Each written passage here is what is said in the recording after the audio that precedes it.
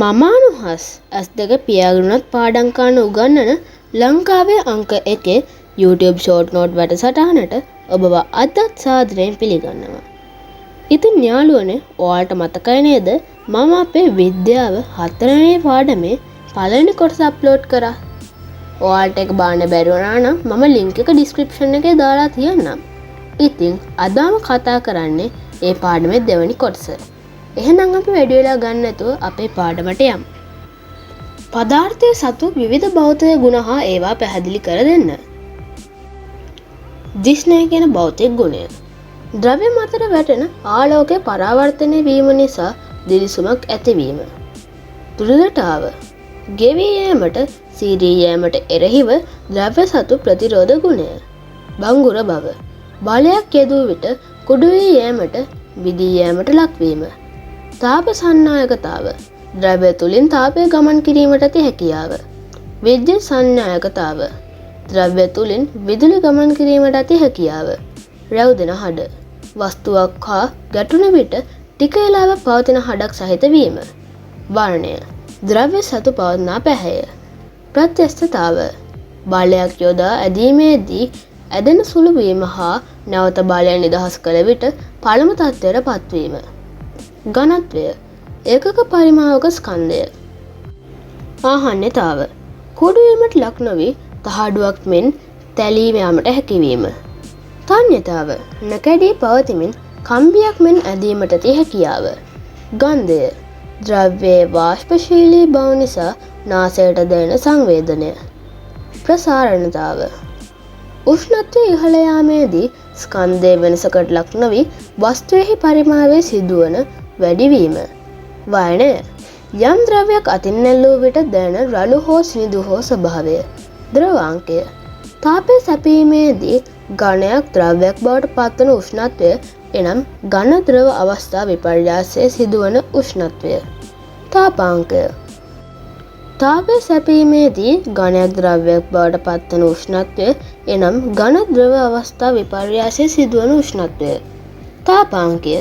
තාපය සැපීමේදී ද්‍රව්‍යයක් වායුවක් බවට පත්වන උෂ්ණත්වය එනම් ද්‍රව වායු අවස්ථා විපර්යාසයේ සිදුවන උෂ්ණත්වය.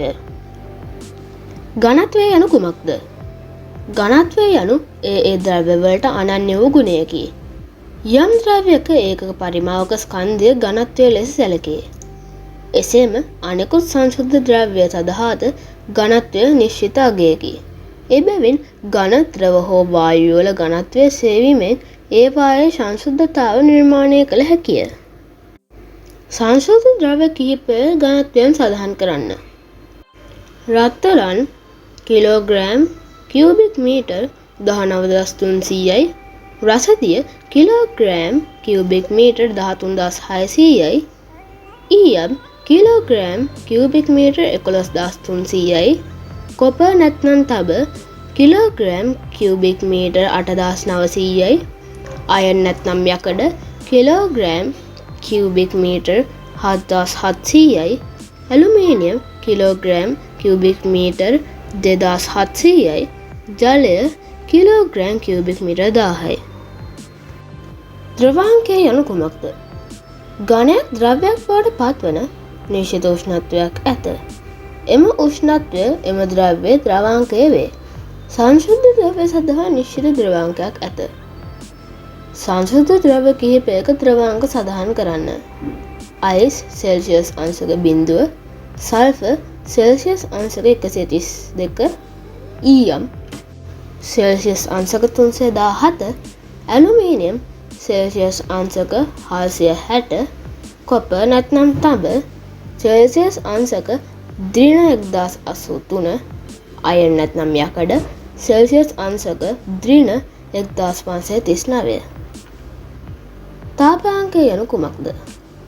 ද්‍රව්‍යයක් වායු අවස්ථාවට පත්වන නිශ්චිත උෂ්ණත්වයක් ඇත. එම උෂ්ණත්වය අදාළ පීඩනයේදී එම ද්‍රව්‍යයේ තාපාංකයයි. කැකෑරම් නලයකට ජලය දමා උෂ්ණත්ව මානය හා කැකෑරම් නලය ආධාරකයට සවිකර දාහකයක් භාවිතයෙන් ජලය රත් කර කාලය සමග උෂ්ණත්වය වෙනස් වීම සසදා බැලීමේදී පෙනී යන්නේ කුමක්ද? ජලය රත් කරගෙන යෑමේදී උෂ්ණත්වය ක්‍රමයෙන් ඉහළ යයි. එක්තරා අවස්ථාවකදී උෂ්ණත්වය ඉහළ යාම නැවතී. ජලය ද්‍රව අවස්ථාවේ සිට වායු අවස්ථාවට පත්වේ. ජලය සම්පූර්ණයෙන්ම වාෂ්ප වී යන තෙක් එම උෂ්ණත්වය නියතව පවතී. එම උෂ්ණත්වය ජලයේ තාපාංකය ලෙස හැඳින්වේ. ද්‍රවයක තාපාංකය එම අවස්ථාවේ වායුගෝලීය පීඩනය මත රඳවා පවතී. වායුගෝලීය පීඩනය අඩු නම් තාපාංකය පහළ බසී. එබැවින් උස කඳු මුදුනකදී ජලයේ තාපාංකය සෙල්සියස් අංශක 100ට අඩුවගයක් ගනී. සම්මත වායුගෝලීය පීඩනයේදී සංශුද්ධ ජලයේ තාපාංකය සෙල්සියස් අංශක 100කි. දිස්නේ තිබෙන ද්‍රව්‍යවල ලක්ෂණ පැහැදිලි කරන්න. පරීක්ෂා කිරීමේදී ද්‍රව්‍ය මතුපිට පෘෂ්ඨය පිහිතලයක් හෝ වැලි කඩදාසියක් භාවිතයෙන් සූරා බැලීම කළ හැකිය. රැවුදෙන හඩ තිබෙන ද්‍රව්‍යවල ලක්ෂණ පැහැදිලි කරන්න. නිරීක්ෂණය සඳහා යොදා ගන්නා ද්‍රව්‍යයෙහි ඝනකම මිලිමීටරයක්වත් තිබිය යුතුය. එය සුදුසු පායදී ලෝහමය කූරකින් පහර දීමෙන් හෝ සිමෙන්ති පොළොව වැනි ද තද පෘෂ්ඨයක් මත සුදුසු උසක සිට අතහැරීමෙන් හෝ සිදු කළ හැකිය. තාප සන්නායකතාව තිබෙන ද්‍රව්‍යවල ලක්ෂණ පැහැදිලි කරන්න. සොයා බැලීමට තාපය ගමන් කිරීමේදී නිරීක්ෂණය කළ හැකි විපර්යාසයක් යොදා ගත යුතුය. නිදසුනක් ලෙස ඉටිපන්දම් කිරි විවිධ දඩුමත් රඳවා තාපය ගමන් කිරීමේදී ඉටි උණුවීම වැනි විපර්යාසයක් මේ සඳහා යොදා ගත හැකිය. විද්‍යුත් සන්නායකතාව තිබෙන ද්‍රව්‍යවල ලක්ෂණ පැහැදිලි කරන්න. ඒ සඳහා සරල පරිපත්යක් සකසා ගත යුතුය. එය පරිපත පුවරුවක සකසාගත් එකක් හෝ වෙනත් කිබුල් ක්ලිප් ආධාරයෙන් උපකරණ එකිනෙක සම්බන්ධ කර ගත් එකක් හෝ විය හැකිය. විද්‍යුතය ගමන් කරත්තේ බැලිය යුතු ද්‍රව්‍ය A හා B අතරට තැබූ විට විදුලිය ගමන් කරන්නේ නම් බල්බය දැල්වෙනු ඇත. විද්‍යුත් සන්නායක නොවන ද්‍රව්‍ය A හා B අතරට තැබූ විට විදුලිය ගමන් නොකරන බැවින් බල්බය නොදැල්වෙනු ඇත. අහන්න බව හා භංගුරතාව පැහැදිලි කරන්න. නිරීක්ෂණය සඳහා තරමක් ඝන පෘෂ්ඨයක් මත තබා ද්‍රව්‍ය කැබැල්ලකට කුඩා මිටියකින් සෙමින් පහර දීම කළ හැකිය. මිටියකින් තැලූ විට තහඩු බවට පත්වේ නම් එම ද්‍රව්‍ය අහන්නතාව පෙන්වයි. මිටියකින් තැලූ විට කුඩුවේ නම් එම ද්‍රව්‍ය භංගුර ද්‍රව්‍යකි. ලෝහ හා අලෝහවල භෞතික ලක්ෂණ මොනවාද? ලෝහවල ලක්ෂණ තමා කම්බි බවට පත් කළ හැකිය.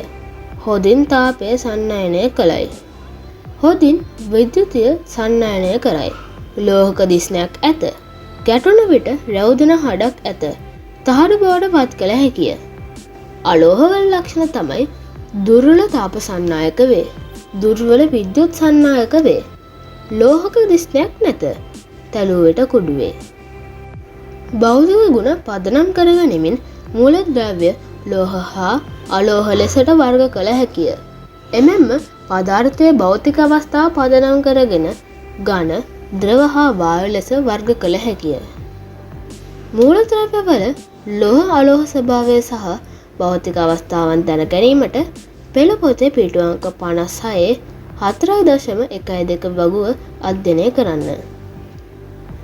පදාර්ථය සතු විවිධ භෞතික ගුණවල එදිනෙදා භාවිතය. ලෝහක දිස්නය යන භෞතික ගුණ යොදා ගන්නා අවස්ථා සහ ඒ සඳහා යොදා ගන්නා අමුද්‍රව්‍ය මොනවාද? යොදා ගන්නා අවස්ථා ආභරණ සෑදීම, යොදා ගන්නා අමුද්‍රව්‍ය රන් සහ රිදී. දෘಢතාව යන භෞතික ගුණ යොදා ගන්නා අවස්ථා සහ ඒ සඳහා යොදා ගන්නා අමුද්‍රව්‍ය මොනවාද? යොදා ගන්නා අවස්ථා බර දරා සිටීම සහ වේදුරු කැපීම, යොදා ගන්නා අමුද්‍රව්‍ය වානේ, රේල් පීරි, දියමන්ති තුඩ. සම්පීඩනය කිරීමේ හැකියාව යන භෞතික ගුණය යොදා ගන්නා අවස්ථා සහ ඒ සඳහා යොදා ගන්නා අමුද්‍රව්‍ය මොනවාද? යොදා ගන්නා අවස්ථා ටැංකිවල වායු ගබඩා කිරීම, යොදා ගන්නා අමුද්‍රව්‍ය ඔක්සිජන් සහ LP වායුව. ගන්ධය යන භෞතික ගුණය යොදා ගන්නා අවස්ථා සහ ඒ සඳහා යොදා ගන්නා අමුද්‍රව්‍ය මොනවාද? යොදා ගන්නා අවස්ථා වායු කාන්දුවීම් හඳුනා ගැනීම, සුගන්ධය පැතිරවීම. යොදා ගන්නා අමුද්‍රව්‍ය LP වායුව, සුවඳ බිලුන්, සුවඳ දුම්. තාපසන්නායකතාවය යන භෞතික ගුණය යොදා ගන්නා අවස්ථා සහ ඒ සඳහා යොදා ගන්නා අමුද්‍රව්‍ය මොනවාද? යොදා ගන්නා අවස්ථා තමයි ආහාර පිසින බදුන් සහ පැස්සීම සඳහා යොදා ගන්නා අමුද්‍රව්‍ය ඇලුමිනියම් සහ ඊයම්. විද්‍යුත් සාන්නායකතාවය යන භෞතික ගුණය යොදා ගන්නා අවස්ථා සහ ඒ සඳහා යොදා ගන්නා අමුද්‍රව්‍ය මොනවාද? යොදා ගන්නා අවස්ථා විදුලිය ගමන් කරවීම යොදා ගන්නා අමුද්‍රව්‍ය තඹ ඇලුමිනියම් රැහැන්. ප්‍රත්‍යක්ෂතාවය යන භෞතික ගුණය යොදා ගන්නා අවස්ථා සහ ඒ සඳහා යොදා ගන්නා අමුද්‍රව්‍ය මොනවාද? යොදා ගන්නා අවස්ථා වාහන ටයර් හා ටියුබ් යොදා ගන්නා අමුද්‍රව්‍ය රබර්. ප්‍රසාරණය යන භෞතික ගුණය යොදා ගන්නා අවස්ථා සහ ඒ සඳහා යොදා ගන්නා අමුද්‍රව්‍ය මොනවාද? යොදා ගන්නා අවස්ථා උෂ්ණත්වය මැනීම ස්වයංක්‍රීය විද්‍යුත් පාලකයක් ලෙස යොදා ගන්නා අමුද්‍රව්‍ය රසදිය මධ්‍යසාර උෂ්ණත්වමානය ලෝහ තීරුව සහිත විදුලි උපකරණ. භංගුරතාවය යන භෞතික ගුණය යොදා ගන්නා අවස්ථා සහ ඒ සඳහා යොදා ගන්නා අමුද්‍රව්‍ය මොනවාද? යොදා ගන්නා අවස්ථා ලොකු කැබලි කුඩා කැබලි බවට පත් කර ගැනීම යොදා ගන්නා අමුද්‍රව්‍ය රසායනික සංයෝග ධාන්‍ය කළුගල් විතර කටුව. සිනිඳු වර්ණය යන භෞතික ගුණය යොදා ගන්නා අවස්ථා සහ ඒ සඳහා යොදා ගන්නා අමුද්‍රව්‍ය මොනවාද? යොදා ගන්නා අවස්ථා පුයර භාවිතය සහ හුණුකූරු යොදා ගන්නා අමුද්‍රව්‍ය ටැල්ක් නම් ඛනිජය. රළු වර්ණය යන භෞතික ගුණය යොදා ගන්නා අවස්ථා සහ ඒ සඳහා යොදා ගන්නා අමුද්‍රව්‍ය මොනවාද? යොදා ගන්නා අවස්ථා ලී බිත්ති වැනි දැසුමට කිරීමට යොදා ගන්නා අමුද්‍රව්‍ය වැලි කඩදාසි. පරිච්ඡේදයේ අවසානයේදී පදාර්ථය පිළිබඳ සාදාගත හැකි සටහනක් නිර්මාණය කරන්න. අපි මේ දෙබුදුම් සූචියකින් වැඩිදුරටත් විස්තර කරොත් පදාර්ථය සංශුද්ධ ද්‍රව්‍ය සහ සංශුද්ධ නොවන ද්‍රව්‍ය විදියට දෙකකට බෙදෙනවා. එතනිනුත් සංශුද්ධ ද්‍රව්‍ය මූලද්‍රව්‍ය හා සංයෝග විදියට බෙදෙනවා. ඒ මූලද්‍රව්‍ය ලෝහ සහ අලෝහ විදියට බෙදෙනවා. හරි. අපි අපේ විද්‍යාව 4 වෙනි පාඩම කෙටි සටහන් විදියට සාකච්ඡා කරා. මං හිතනවා විභාගයට පාඩම් කරන ඔයාලට මේ පාඩම වැදගත් වෙලා ඇති කියලා. තවත් මෙවැනි වීඩියෝකින් හමුවීමේ බලාපොරොත්තුවෙන් අදට සමුගන්නවා. එහෙනම් නැවතත් මෙවැනි වීඩියෝකින් හමුවෙමු.